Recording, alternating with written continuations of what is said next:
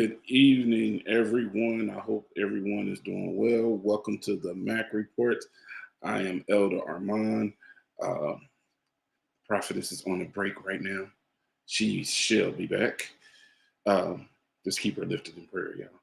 I want to welcome y'all tonight and thank you for joining in. Please like and share. If you have questions or comments, please place them in the chat and I will address them as they come. But good evening, good evening. Welcome to another Mac Report. Tonight we're going to talk about a little bit, a few things that's going to be mixed up in to Daniel chapter 6. Let me do something real quick, y'all. Give me a second. 1 second here.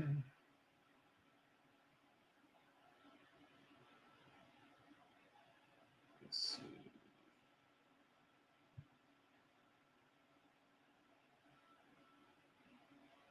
All right. Just getting a few people in here. Yes. Give me a quick second, y'all.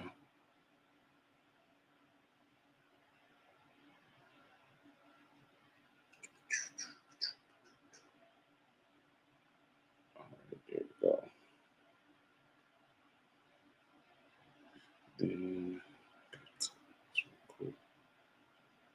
1 second. Just about done. But we're going to talk a little bit about Daniel and him being in the lion's den and some of the things that transpired out of there. A lot of times we don't see what the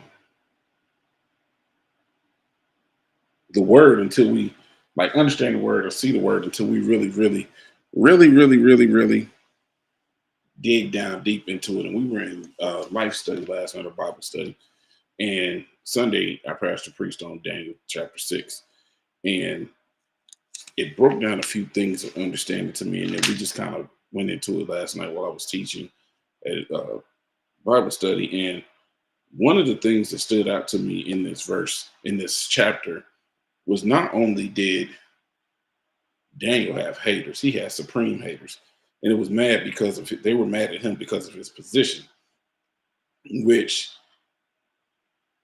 is kind of, to me, it's kind of petty because they carried very high positions. And these very guys that were appointed to him, that was under him, wanted him gone because of the favor that he had with King Darius. Daniel sat number 3 in the kingdom. So it was King Darius, one other person, then Daniel.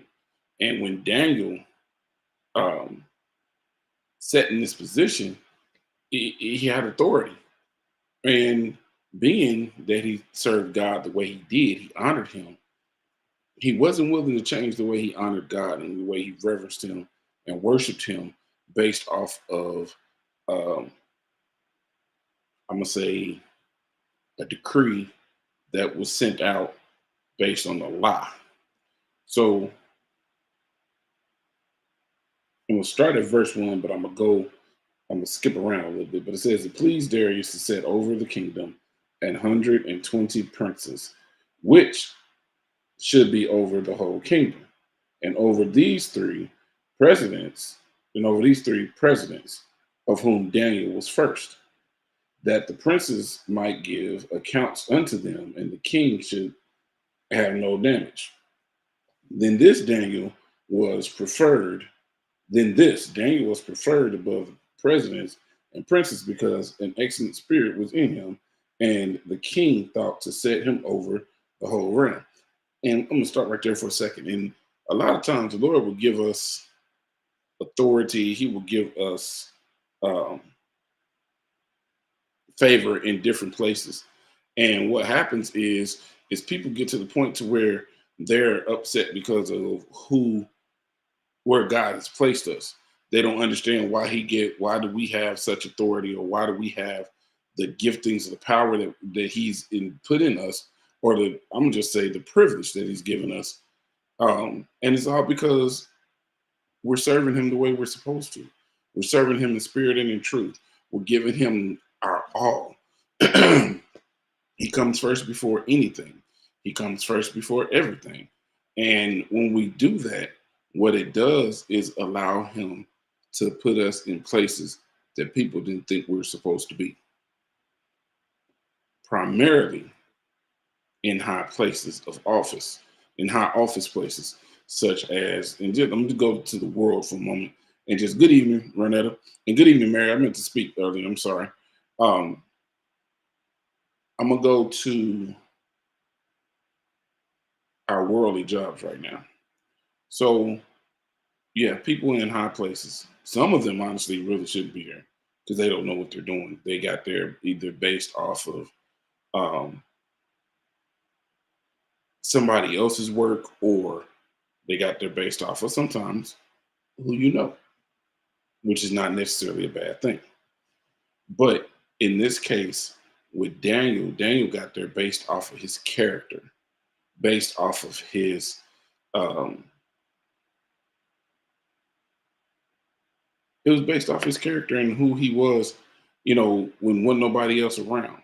Who he didn't change up when no one else was around. He kept his loyalty and his integrity intact all the time. It wasn't just part time, it was all the time. So he had opportunity to serve in that position, and God will do us the same way.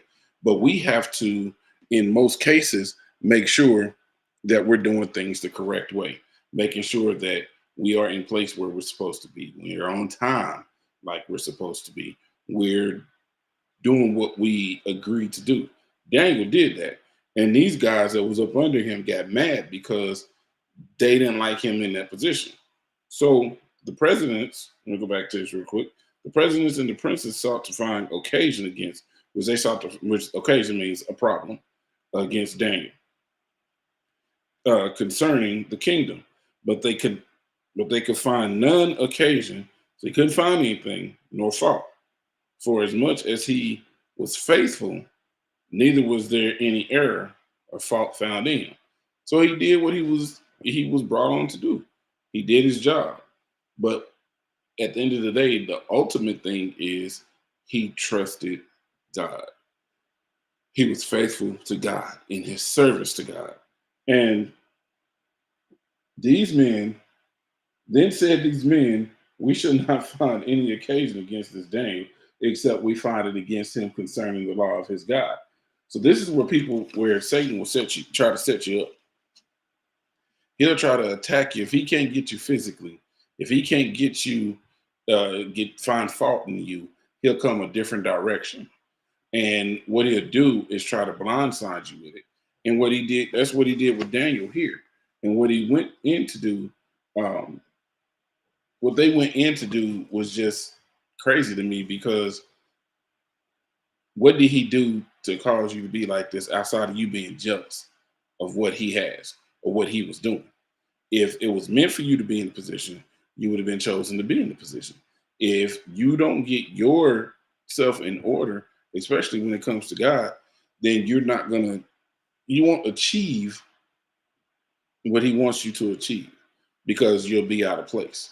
And we have to be in place and serving him in spirit and in truth. And what'll happen is he'll elevate us. Daniel was elevated because of his faithfulness to God.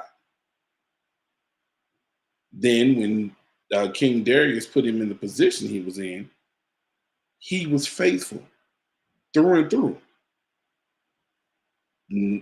No fault, no blame, no nothing. He did his job the way he was supposed to do, and he stayed out of trouble.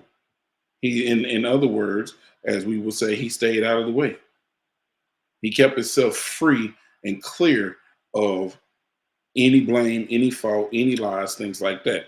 But these guys got together and conspired against him because of his position. And oftentimes in church service, in our work service, anything that we're doing, a lot of times people get jealous of what you're doing and they want you gone.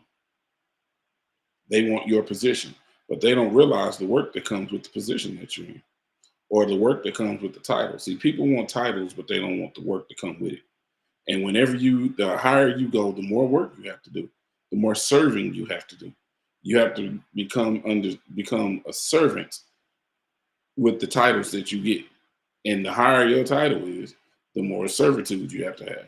So you have to be a servant and diligent over the things that God gives you to do in your elevation. So then these presidents and princes assembled together, excuse me, to the king and said thus unto him, King Darius, live forever. All the presidents of the kingdom, the governors and the princes, the counselors and the captains have consulted together to establish a royal statute and to make a firm decree that whosoever shall ask a petition of any god or man for 30 days, save of thee, in other words, except you, O king, he shall be cast into the den of lions. Now, O king, establish the decree and sign the writing, that it be not changed according to the law of the Medes and Persians, which altereth not. Wherefore King Darius signed the writing and the decree. See, they tricked him into signing it because they made a claim basically, you should do this so that people can worship only you. That's crazy. Why? What was your purpose? But it was to set Daniel up. Let me read on. Now, when Daniel knew that the writing was signed, see, Daniel knew about it. He went into his house, and his windows being open in his chamber toward Jerusalem, he kneeled down upon his knees 3 times a day and prayed, excuse me, y'all, and gave thanks before his God as he did aforetime. So, in other words, he did this all the time, 3 times a day, the same time every day. So he did this 3 times a day, the same time every day. That's commitment. That was his commitment to God. I'm going to pray to you and worship you at the same time every day, 3 times a day. Then these men assembled and found Daniel praying and making supplication, before his God.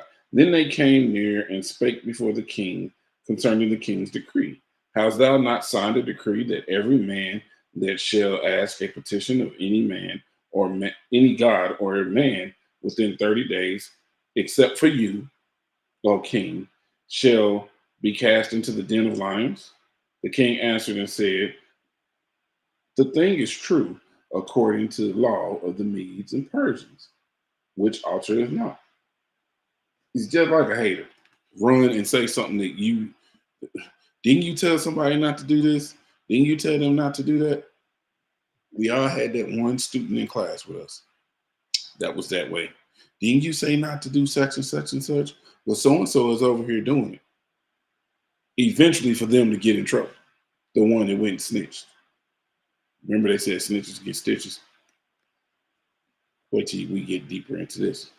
So then answered they and said before the king, that Daniel, which is of the children of the captivity of Judah, regardeth not thee. In other words, he don't respect you, O king, nor the decree.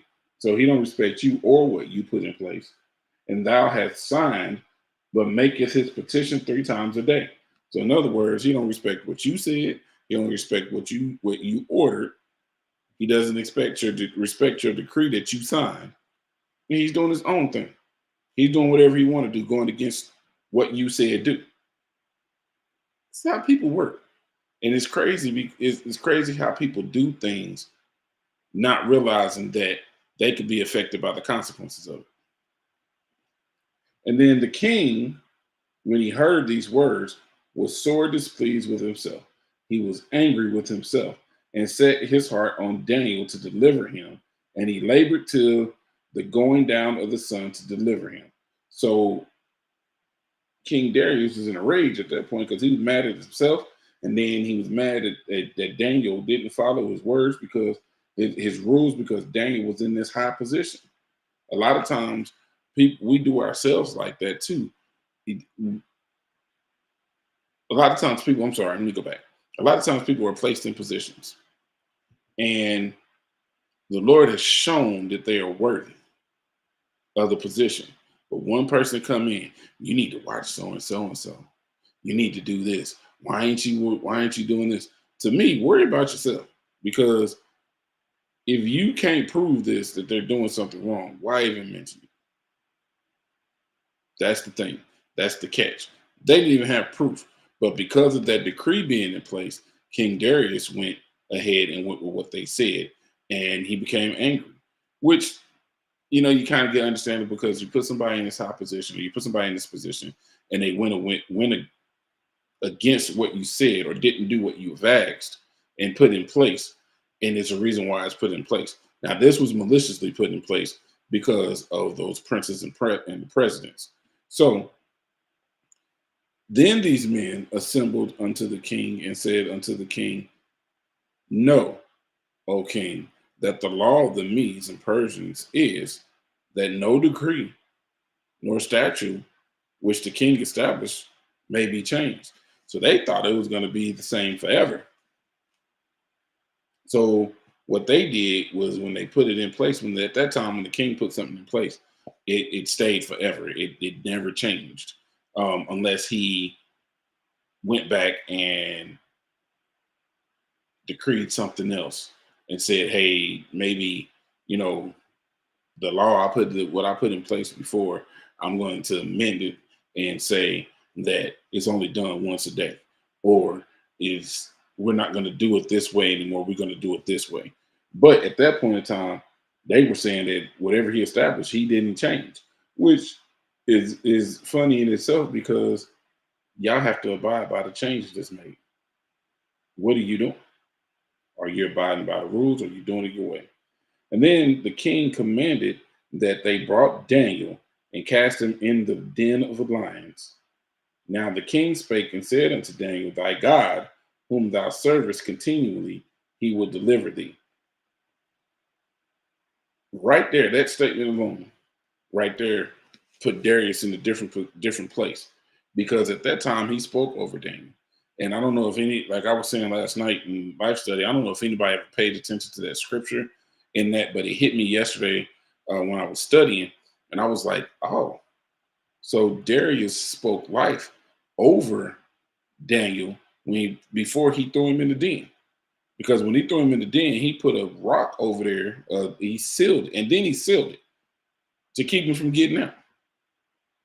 But he told him, that wasn't a question, that was a statement, because there's a period. He told him, Thy God, whom thou servest continually, he will deliver thee.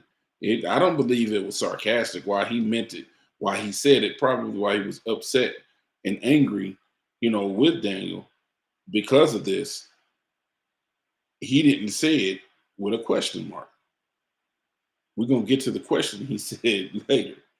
So, and the stone was brought and laid upon the mouth of the den, and the king sealed it with his own signet and with the signet of his lords, that the purpose might not be changed concerning Daniel. In other words, I'm gonna seal this, and I'm not changing my mind about this. So he's in there. He's in there. So this is where it really got interesting. Then the king went to his palace and passed the night fasting. Neither were instruments of music brought before him, and his sleep went from him. He did this and couldn't even rest. How many times are your enemies not resting because they did something malicious against you and they shouldn't have done it? And God keeps them up so they can think about what they did to you. Or better yet, how many times have you done something and you've had to stay up all night and think about it because it was wrong, or you mistreated somebody? But God, in his omniscient power that he has, he does that to make us think about the things that we do so that we can repent and ask for forgiveness, because we're not supposed to be mistreating each other. We're supposed to be loving on each other and giving respect to each other. I can't go out here and expect to go out here and be a tyrant and everybody and know and say everybody gonna love me, or go out here and be doing stuff maliciously to people, or doing stuff to people in general, and expect to be loved. That's not how it works. We're supposed to love people with the love of Christ and be respectful amongst each other. We're not supposed to be doing backhanded, backdoor stuff like this that these presidents and these princes did to Daniel. And then now turn around and you have the king in a position to where I believe he knew Daniel didn't do nothing. But what this did is brought the King Darius, closer to God. And something that our pastor said last night um, was basically that Daniel was Darius's path to God. Think about that. It's going to point itself out here in a second. Then the king went to his palace and passed the night fasting. Neither were instruments of music brought before him, and his sleep went from him. Then the king arose very early in the morning and went in haste into the den of lions. He ran to the lions den to see what really happened. And when he came to the den, he cried and lament in a lamentable voice unto Daniel. And the king spake and said to Daniel, O Daniel, servant of the living God, is thy God, whom thou servest, continually able to deliver thee from the lions? So this is where he questioned. Did he really deliver you? Because before he made the statement. So we have to remember our words have to go out, our words go out and do things. So as we speak them, they go out and perform what they speak. So when he spoke that Daniel in verse 16, when he said, Thy God whom thou servest continually, he will deliver thee, he didn't ask him like he did in verse 20, where he says, Is thy God whom thou servest continually able to deliver thee from the lions? So I believe he was trying to take back what he had already established and done with the decree and throwing Daniel in there because he didn't get any rest. He was tormented throughout the night because he didn't get any rest. He didn't get any rest because he knew what he did was wrong. That man had done nothing. Then Daniel said unto the king, O king, live forever. My God hath sent his angel and hath shut the lions' mouths, that they have not hurt me. For as much as before him innocency was found in me, and also before thee, O king, have I done no hurt? Or have I done no hurt? So basically, what Daniel was saying in verse 22 was, I'm innocent. God knew I was innocent, so he sent his angel.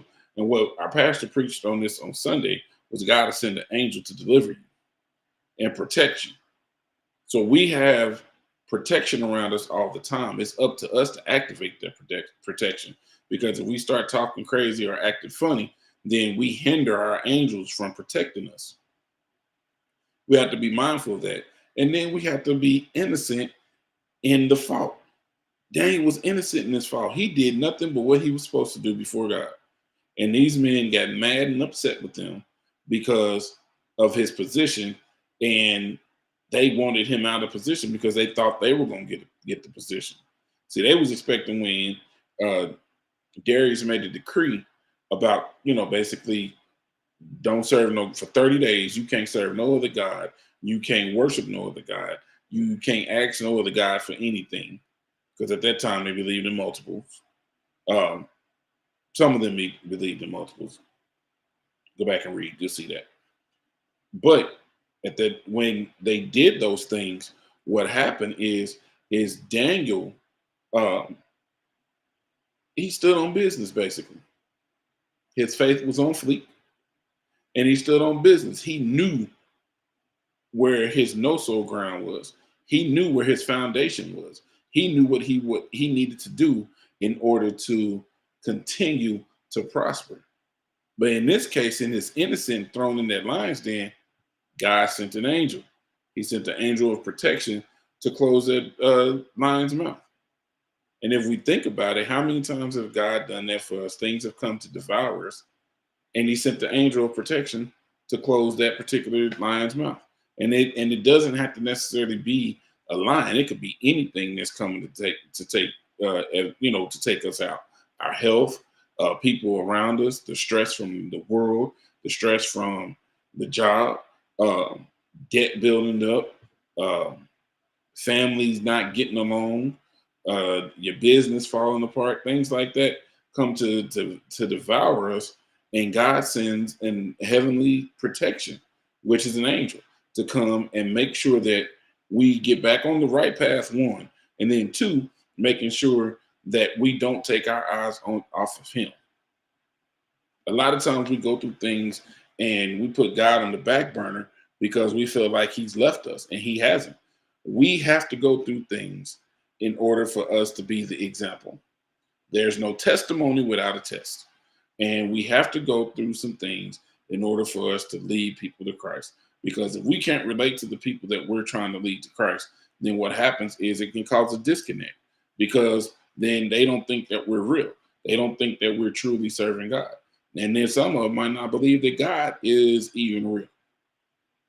And the thing with that, and I've said this a few times before, and I stand on this. We may be the only Jesus on the only picture of God that people see. And we have to be on our best behavior all the time. He didn't say it was going to be easy, because if He made it easy, we wouldn't appreciate it.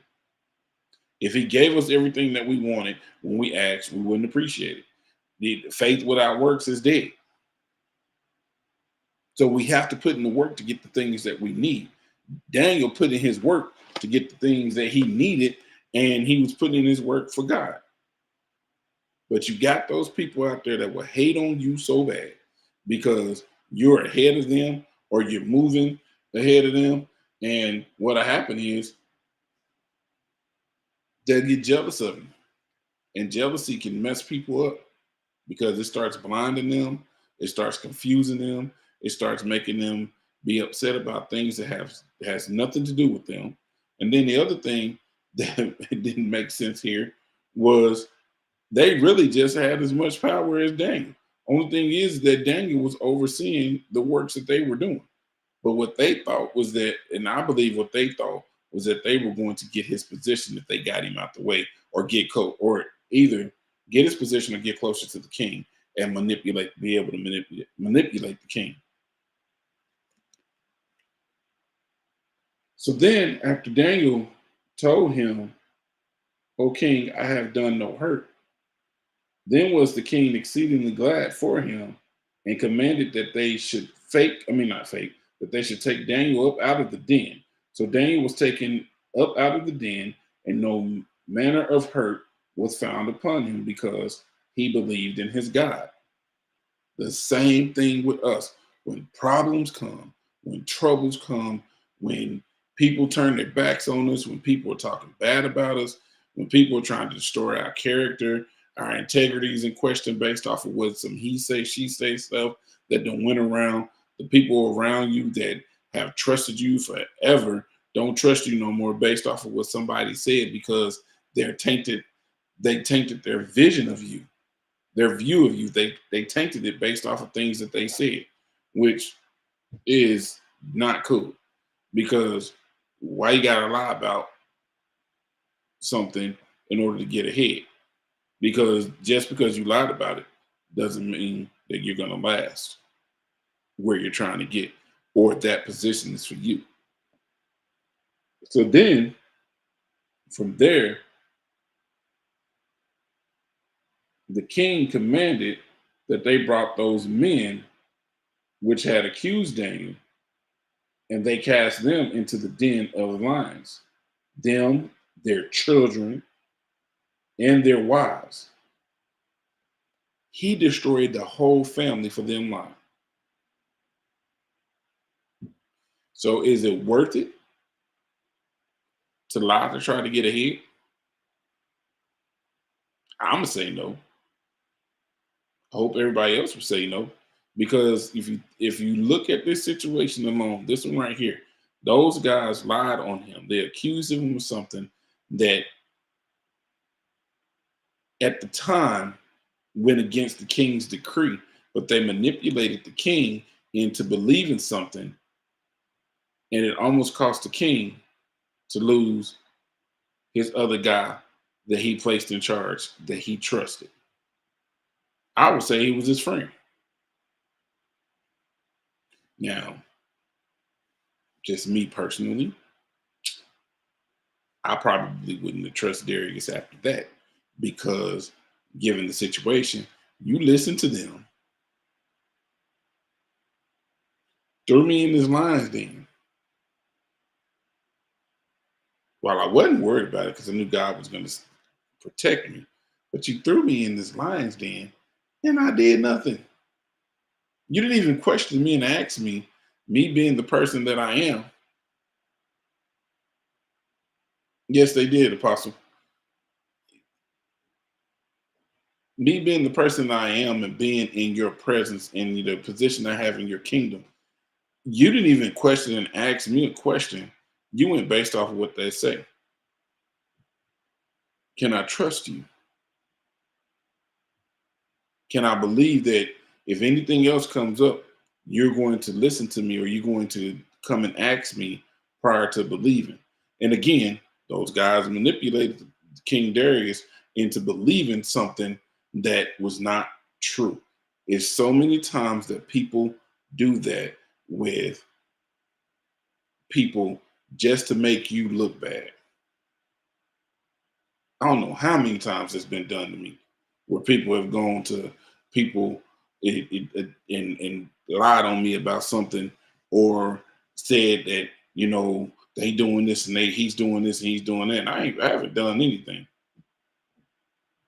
I don't even hang around you or the people you say I was with. I wasn't even around them. It just didn't make sense. But had it not happened, I wouldn't have learned how to deal with things. And I believe in this case, too, going back to Daniel for a moment, I believe he learned how to deal with more things and being in God's grace even more for trusting him through this test, through this process. Now, his testimony is the Lord saved me in the midst of me being accused. The Lord saved me in the midst of me being put to a death sentence for something I didn't do. The Lord protected me in the midst to show, and the Lord protected him to show King Darius who he was, who the Lord is. And when he gave him that, um, when he showed him who he was, Darius created another decree after, again, he took those guys that lied on Daniel and threw them, their kids, their wives into the lion's den. And the lions had the mastery of them. In other words, they tore them up and break all their bones in pieces or every or ever they came at the bottom of the den.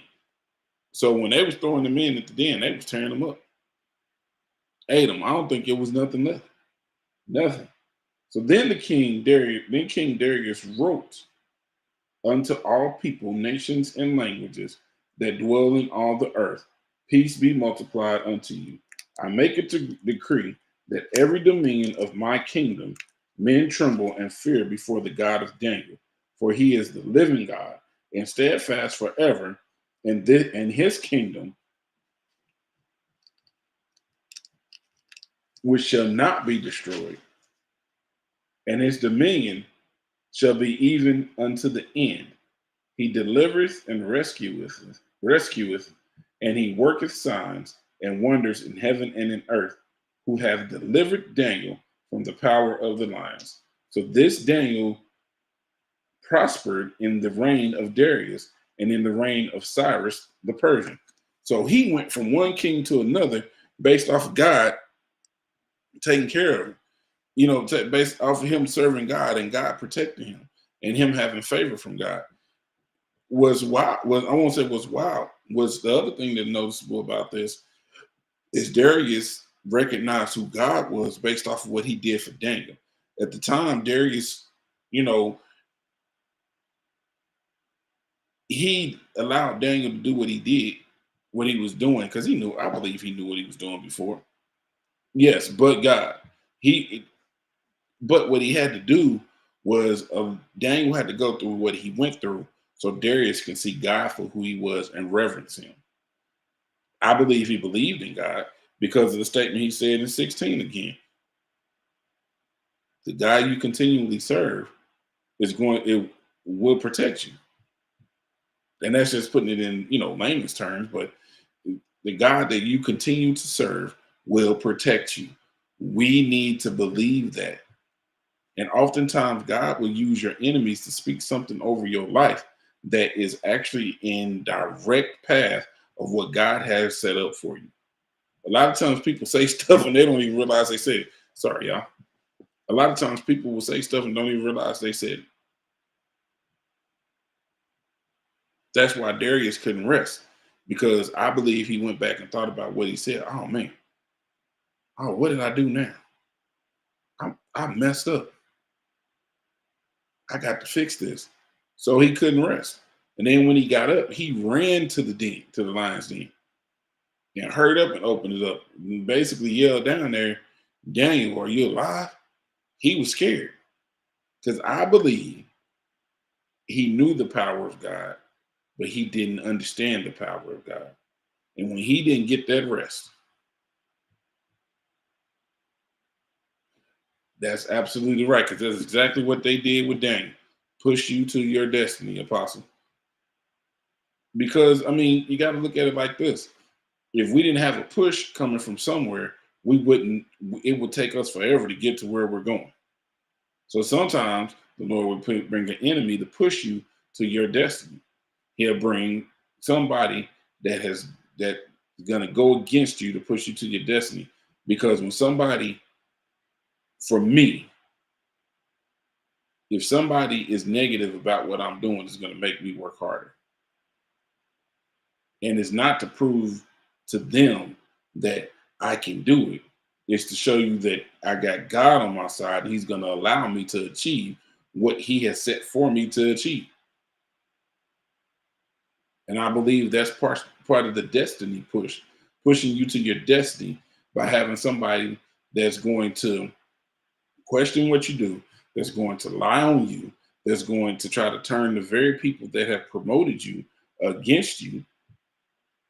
And we all have had some people in our life, or still have people in our life that's doing that. Probably got people talking about us right now. I'm talking about, and I'm not just talking about me and prophets. I'm talking about us, period. Those are the believers. Probably got people that's talking about us right now in high places and don't know what they're talking about or lying. You know that guy over there, he this, or that lady over there, they that. It makes no sense to me. You could be in the same position or doing the same thing that I'm doing if you trust God.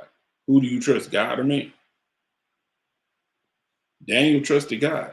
Then he ended up serving under two powerful kings. Two. That's amazing. Because sometimes when kings change, the court change. So the people that the cabinet that's under you change. Just like in the presidency, when the president leaves office, usually that cabinet changes. Because now that new president that's coming in is hiring new people for that position. But if you got somebody that's in position that's negative or trying to lie their way to the top, it doesn't work. It normally backfires. It's like it backfired on these guys. And the king killed threw their whole family in the lion's den for some stupid stuff that they did. The push is going to show them that God can and will let them see the move of his hand, and you don't have to prove a thing. That is so true.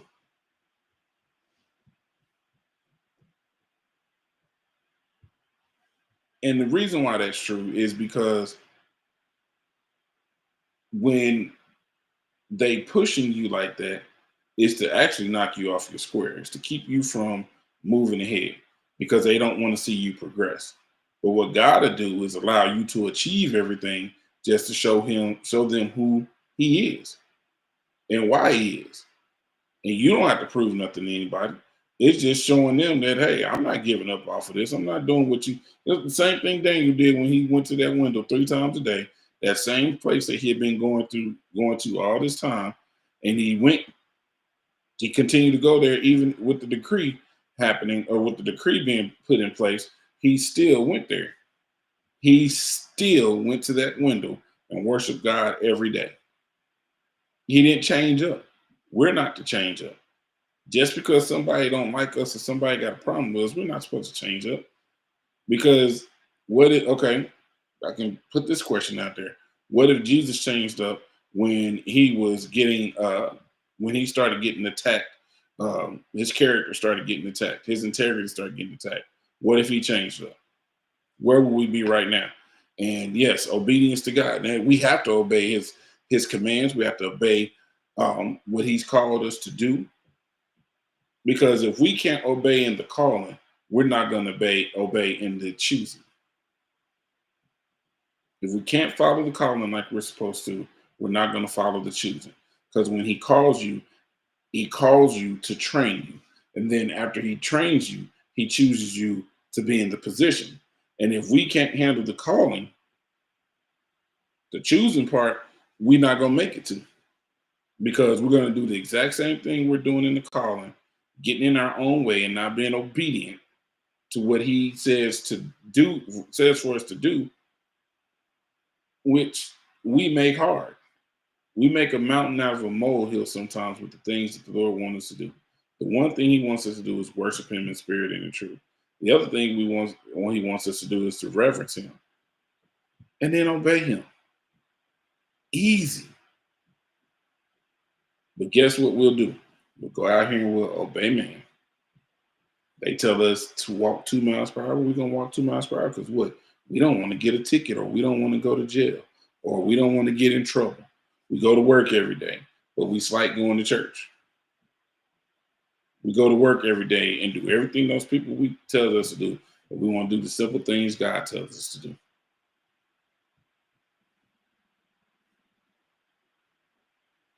Is I don't get it. Simple things, small things, minute things, not made, and a lot of them is not major.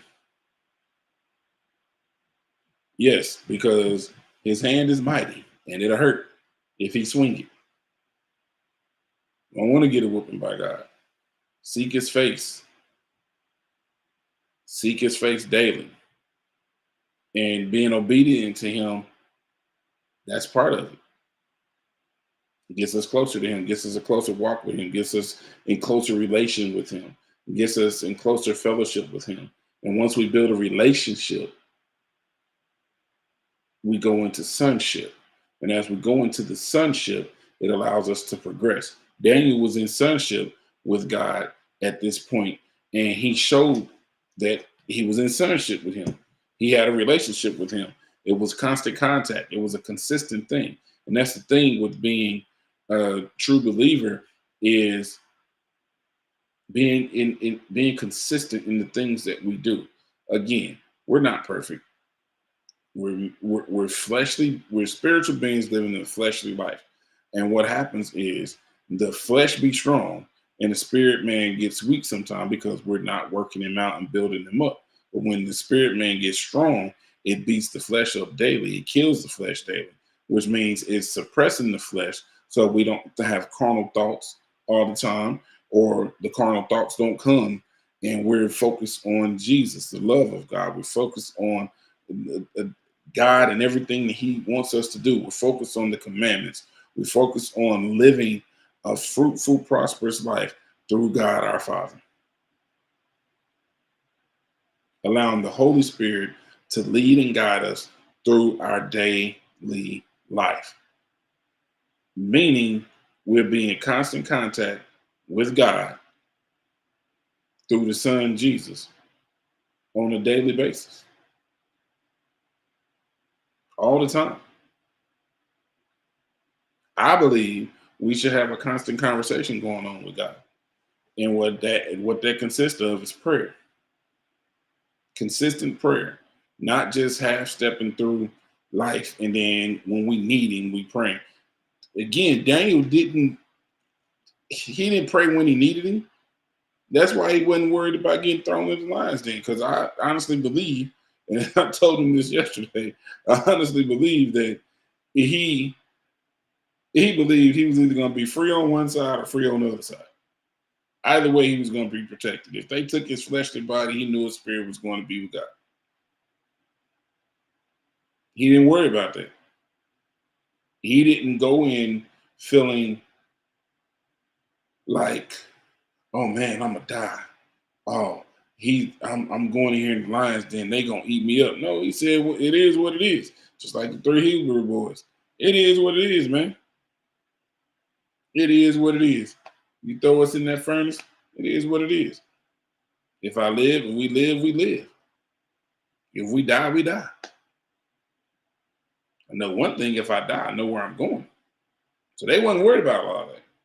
They knew God was going to protect them because they were committed to him. And what happened? That furnace was so hot that the people was walking up on it. They see that this is where they should have known something. Even with Daniel and the lions den, this is where they should have paid attention to something. Because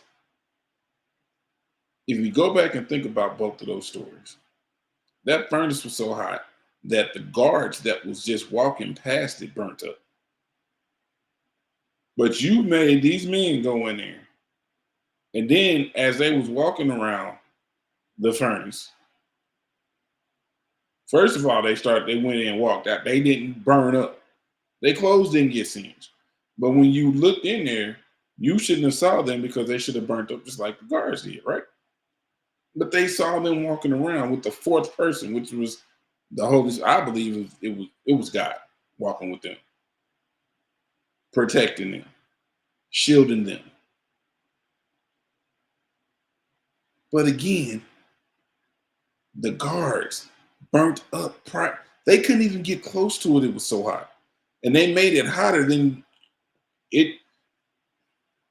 It had to be molten lava or something hot, like a million degrees. Because when you read the story and you get and you really read it, it says those guys again they approached the opening and burnt up. But yet you have three men that walked in, didn't burn up. And then when you saw that it was a fourth person in there and you let them out, they still didn't burn up. They didn't even smell like the furnace. They clothes didn't even get singed. Hair on their head didn't get singed. Think about it. And then you going back to Daniel, he was thrown in the lion's den. And lions are very territorial. So you step into their den, they coming after you unless they know who you are. And a lot of times, even in the zoos, some of the zookeepers won't go into those lions' dens, those caves where those lions cages where they got the lions because they know how they will react to them. They have to put those animals to sleep in order to even move them most of the time. So think about it. You got the three Hebrew boys, Shadrach, Meshach, and Abednego, into the fiery furnace. People burning up outside the furnace, but they ain't touched. Then you got Daniel, who was thrown in the lion's den, came out unscratched, no nothing. And you threw these other guys in there, and as soon as you threw them in there, when they hit the bottom, they were eaten up, them and their families, immediately. It wasn't okay, we're gonna stand in the corner, they're gonna come and get me, or I'm gonna run around in circles, they ain't gonna take me. No. As soon as they threw them in there, they was destroyed.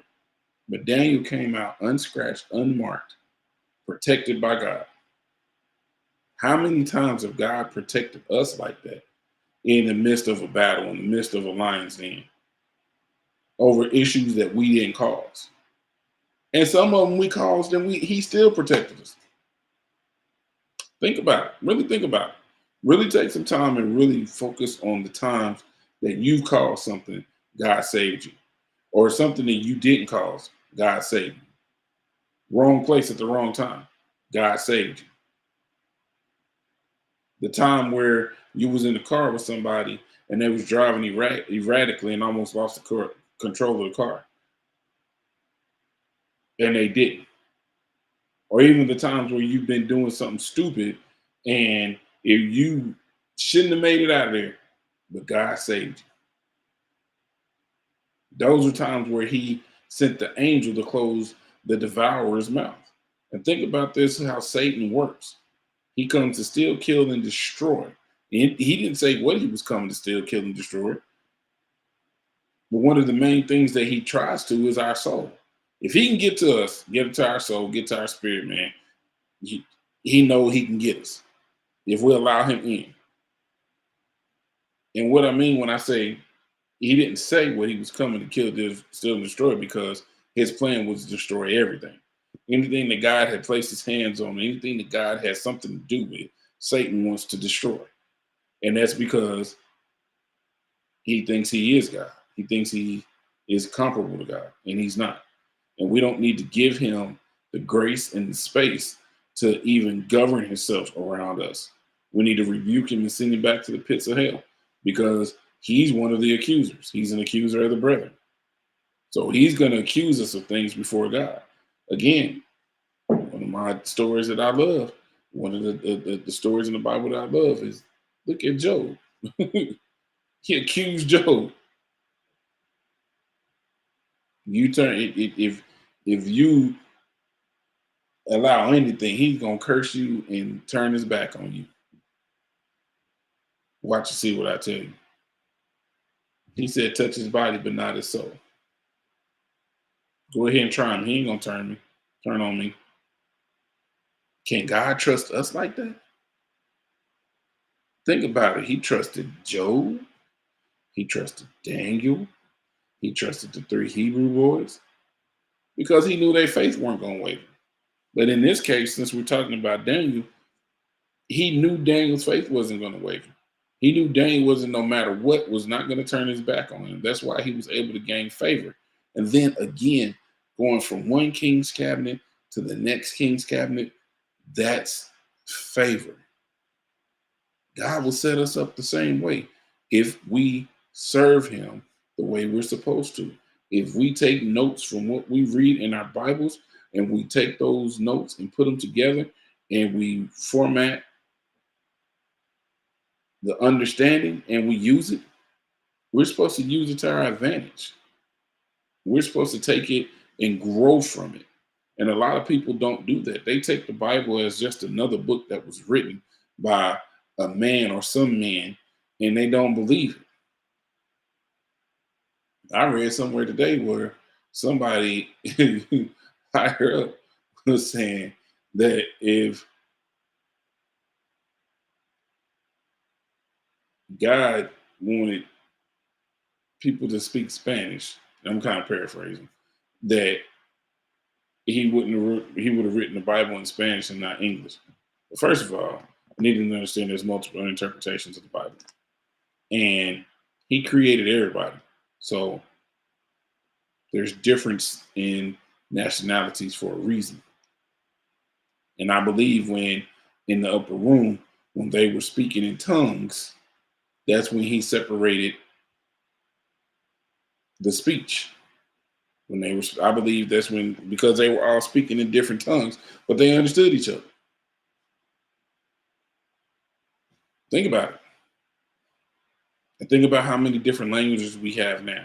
We have one heavenly language, which is speaking in tongues, but everybody doesn't interpret it. But think about it.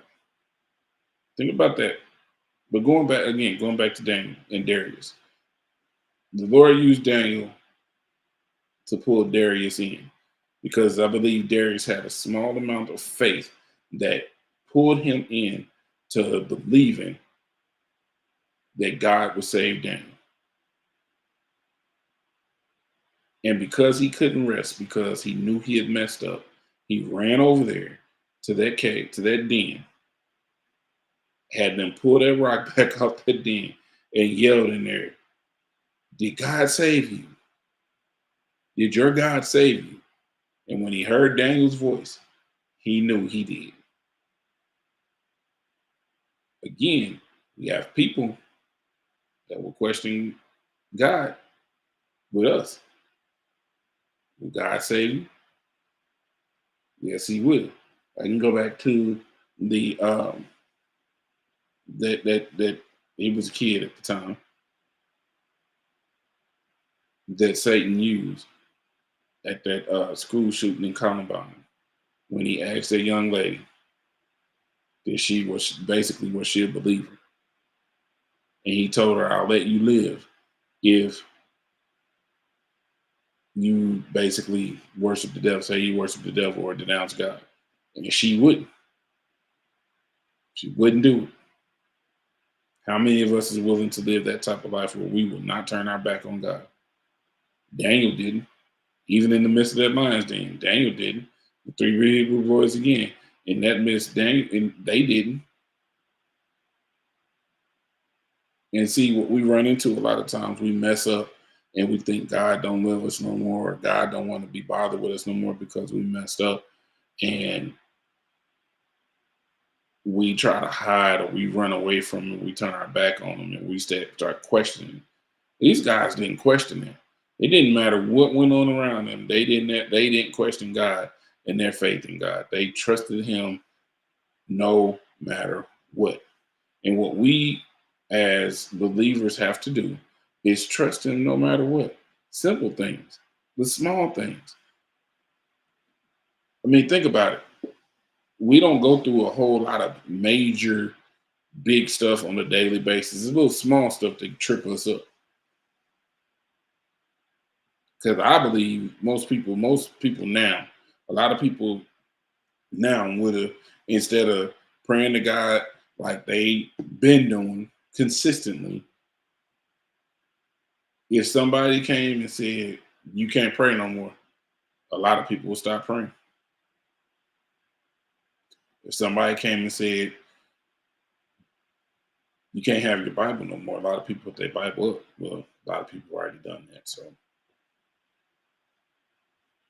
if our phones or electronic devices weren't able to get the Bible on it anymore, a lot of us wouldn't pull this out.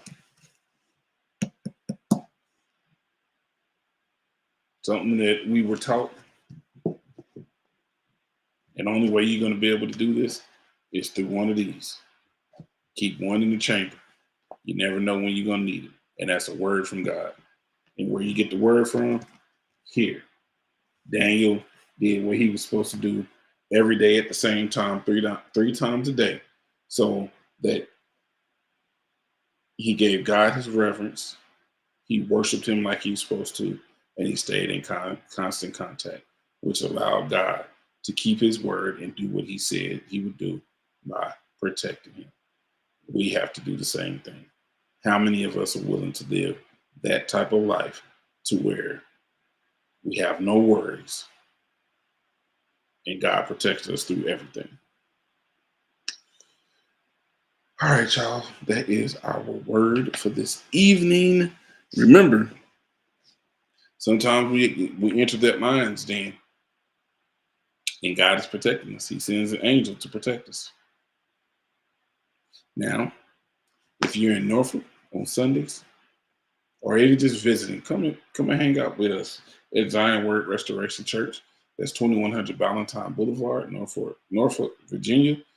Service time is at 10 a.m. Our pastor is Superintendent Joshua Willis. And if you are in Chicago in the Midwest, well, Northern Midwest, I should say, go visit Chief Apostle Jennifer Davis at 449 East 111th Street at In God's Time International Outreach Ministries. And their service time starts at 12 p.m. Central Time. If you're in Kansas City, go check out Chief Apostle. Go check out Apostle Latonda and Apostle Charles McDonald, pastors of Full Armor of God Apostolic International Ministries at 8448 Their service time is at 10 a.m. I don't know why I was going to say 10 p.m. Y'all start service at 10 p.m. Let me know, because I want to see this. But their service time is at 10 a.m. I know y'all do it if the Lord tell y'all to do it. Don't come on here fussing at me. But I appreciate y'all joining me tonight. Um, Prophetess to be back soon. Um, I miss her over there, but she'll be back. Just keep her lifted in prayer. Um, we want to thank y'all for joining the Mac Report. Again, I'm Elder Armand. Appreciate y'all in tonight. Thanks for some of the feedback. Again, like I was saying last week, or it might have been a week before, I can put questions in there. I can put statements in there. We're going to start making sure we recognize the statements that come in and read them off because a lot of them fall. I'm not going to say a lot of them. All of them really fall into right into what we're teaching, and it is true. Y'all have a good night. Love y'all. Prayerfully see y'all the same time next week. God willing.